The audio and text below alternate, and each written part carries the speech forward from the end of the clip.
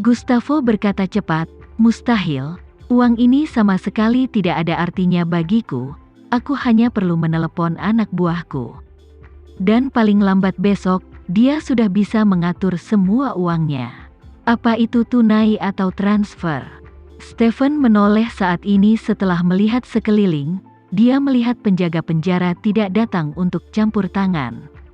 Dan yang lainnya tidak berani melangkah maju. Dia tahu bahwa meskipun Spartan muncul malam ini, mustahil menyelamatkan Gustavo. Jadi, dia mengedipkan mata pada anak buahnya, dan sekelompok orang segera memindahkan anak buah Gustavo yang tidak bisa bergerak dan melemparkan mereka sejauh puluhan meter. Saat ini, Stephen tersenyum dan berkata kepada Gustavo, "Gustavo, berhentilah meronta, kau harus mati hari ini." Gustavo bergidik dan berseru, "Stephen, jika kau membunuhku, keluarga Rothschild tidak akan membiarkanmu pergi. Putraku dan seluruh keluargaku tidak akan membiarkanmu pergi." Stephen mendengus, melengkungkan bibirnya dan berkata, "Gustavo, sebelum kau mati, aku akan menjelaskannya kepadamu. Orang yang menginginkan hidupmu bukanlah aku, tapi anakmu." "Ini tidak mungkin," Gustavo membalas tanpa ragu-ragu. "Anakku tidak akan pernah melakukan ini. Keluargaku tidak akan pernah menyakiti kerabat mereka." Stephen tersenyum dan berkata, "Putramu memintaku untuk memberitahumu sebelum kau mati. Keluargamu adalah keluarga yang hebat dan tidak dapat dikekang oleh pemerintah atau keluarga manapun karenamu. Tidak peduli apa, jika kamu masih hidup, keluargamu hanya bisa dikendalikan oleh mereka. Tapi jika kamu mati, keluargamu bisa mematahkan belenggu ini. Jadi sekaranglah waktunya bagimu untuk berkorban demi keluargamu." Saat dia berkata, Stephen bertanya kepadanya, "Apa menurutmu putra mahkota suatu negara masih bersedia untuk tetap pada posisi putra mahkota dan menunggu dengan sepenuh hati hingga ayah kandungnya kembali saat ayah kandungnya diculik musuh? Bukankah itu pemikiran yang bodoh?" Gustavo langsung tercengang. Stephen mendekatinya dan terus bertanya, "Gustavo, menurutmu apa anakmu bisa melakukannya?" Gustavo menunduk dan tidak berani berbicara. Melihat kesombongannya, Stephen mencibir, "Bukankah kau idiot?" Saat berbicara, Stephen secara khusus menekankan pengucapan kata "kamu." Ketika Gustavo di seberang mendengar ini, dia sangat terkejut. Ini benar-benar memilukan, benar-benar mematikan dan memilukan. Dia memandang Stephen dengan sangat ketakutan dan memohon, "Stephen, aku mohon. Demi sesama tahanan, beri aku cara untuk hidup. Bahkan jika kau mengizinkanku menelepon seseorang dari keluarga Rothschild, mereka pasti akan membantuku mendapatkan kembali kendali atas keluargaku. Pada saat itu, aku bisa memberikan apapun yang kau inginkan, dan aku bahkan bisa membiarkanmu keluar dari penjara ini." Stephen tersenyum dan berkata, "Bagaimana mungkin Gustavo? Alasan kenapa aku memberitahumu ini adalah karena kau harus mati hari ini. Aku akan membakar perahunya dan tidak pernah memberimu kesempatan untuk menyihir atau menyuapku. Kalau aku tidak membunuhmu hari ini, besok anakmu akan membunuhku. Dan alasanku juga memberitahu bahwa meskipun kau dapat meninggalkan penjara Brooklyn dan meninggalkan Amerika Serikat, putramu pasti tidak akan membiarkanmu kembali hidup-hidup ke Meksiko. Jadi kau harus mati apapun yang terjadi." Saat ini, hati Gustavo dipenuhi dengan keputusasaan. Dia tahu bahwa jika Stephen bisa memberitahunya sebanyak itu, dia pasti tidak akan membiarkannya. Dia menghentikan kemundurannya, dan setiap kata dari percakapan kedua orang itu terdengar di telinga Tama. Edward tidak memiliki pendengaran yang baik. Dia hanya bisa melihat tembok manusia 3 lantai di luar dan 3 lantai di sana. Dia tidak bisa menahan diri untuk berkata dengan terkejut, "Mengapa rasanya ada sesuatu yang tidak beres?" Jika mereka hanya ingin memberi pelajaran pada Gustavo, itu seharusnya sudah selesai sekarang. Mungkinkah ada perubahan baru dalam masalah ini? Tama kemudian berdiri dan berkata sambil tersenyum. Daripada menebak-nebak di sini, kenapa tidak pergi ke sana dan melihat-lihat saja, sialan? Edward terkejut, dan segera menghentikan Tama, berkata, kawan, jangan ikut bersenang-senang, kedua kelompok orang ini bukan orang baik, kita tidak boleh menyinggung perasaan mereka. Tama tersenyum dan berkata, aku di sini bukan untuk menyaksikan kegembiraannya, aku di sini untuk menjadi pembawa damai. Kau duduk di sini sebentar dan aku akan kembali setelah selesai.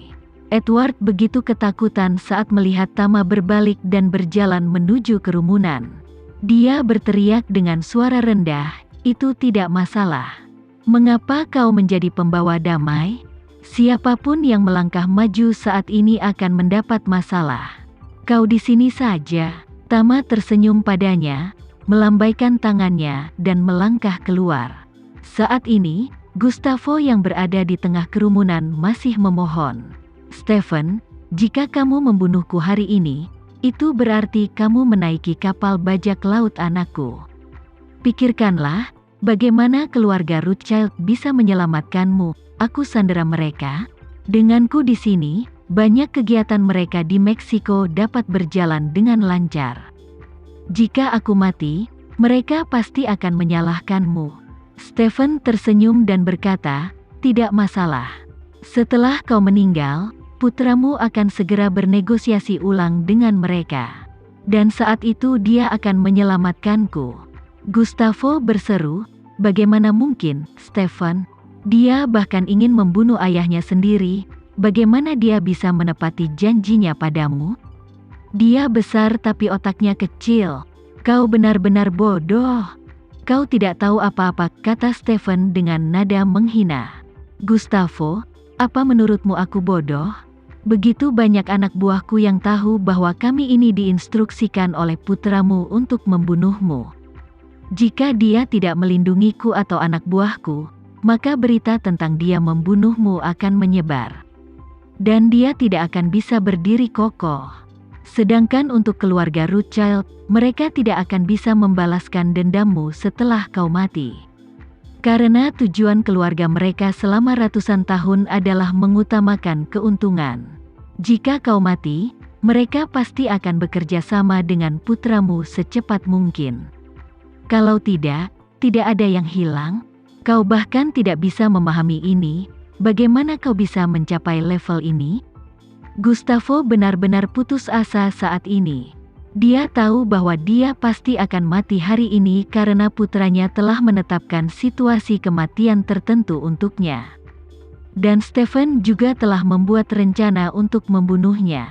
Bertekad, tidak ada orang di sekitarnya yang bisa melindunginya saat ini. Dan dia tidak memiliki kemungkinan lain selain kematian. Saat ini, Stephen sudah kehilangan kesabaran untuk terus berkomunikasi dengannya. Jadi dia menunjuk ke bawahannya dan berkata dengan dingin, bunuh dia.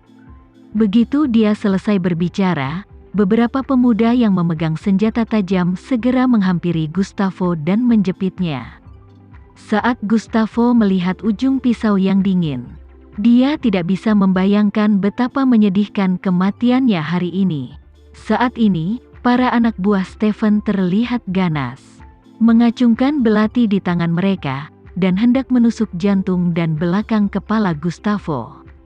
Pada saat kritis ini, sebuah suara tiba-tiba datang dari luar kerumunan dan berteriak, "Kalian, beri aku jalan, hentikan semua ini." Suara tiba-tiba dari luar kerumunan membuat semua orang tanpa sadar menoleh ke belakang. Baik Stephen maupun Gustavo tidak menyangka ada orang yang akan melakukan intervensi saat ini.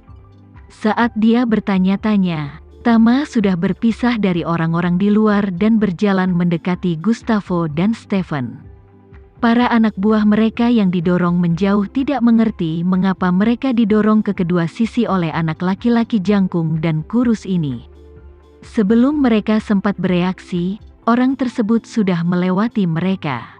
Ketika Stephen melihat Tama memiliki wajah oriental yang asing, Dia segera menunjuk Tama dengan marah dan bertanya, "Siapa kamu sebenarnya? Apa kamu mencari kematian?" Setelah mengatakan itu, dia tidak ingin membuang waktu untuk Tama, dan langsung memarahi dua orang di sekitarnya.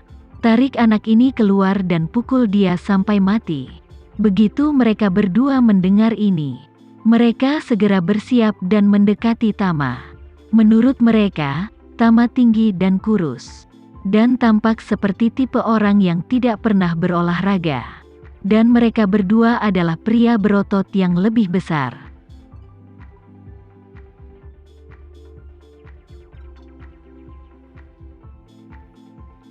Sekian dulu ya video kali ini, kita lanjutkan lagi videonya di lain waktu. Oh iya, bagaimana menurut kalian? Semoga bisa sedikit menghibur kalian semua. Untuk teman-teman yang baru nonton, jangan lupa subscribe ya, hehehe. Dan kalau teman-teman ada yang ingin gabung langganan, bisa langsung gabung saja untuk dapat fitur yang menarik dan sedikit membantu Mimin. Terima kasih banyak sudah menonton, sampai jumpa lagi, bye.